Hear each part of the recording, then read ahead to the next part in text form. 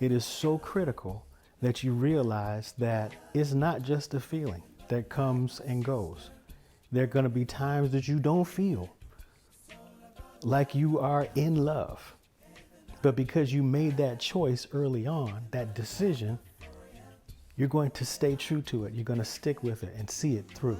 You have to choose the understanding that love works. You can't give back to somebody the malevolence that they give to you, or else you're no different.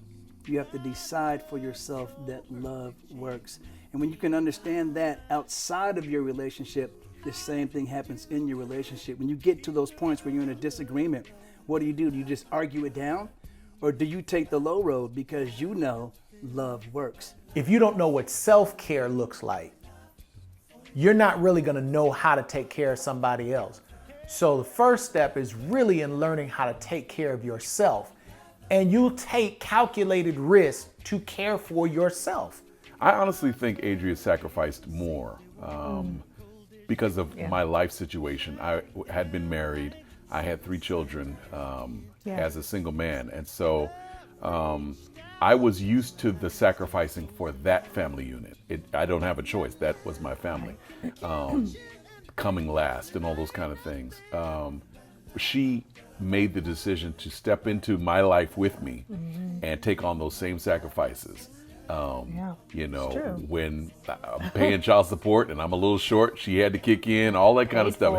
Had nothing to do with what happened, but she jumped in there. There are always going to be parts of your character, parts of your being, parts of who you have been all your life that can cloud your decision-making process, especially when it comes to love, when it comes to commitment and all of those things.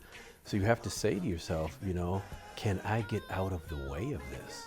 You know, who it is I have been, who it is that has at times made my decision-making process bogged down, you know? So you have to be intentional and say, am I ready for this? Am I ready to be something that I possibly have never been and have never allowed myself to be immersed in? And that's why I use that word. You have to literally say, this is going to be my being. When we talk about love being a commitment, I think that it's different than love being a decision.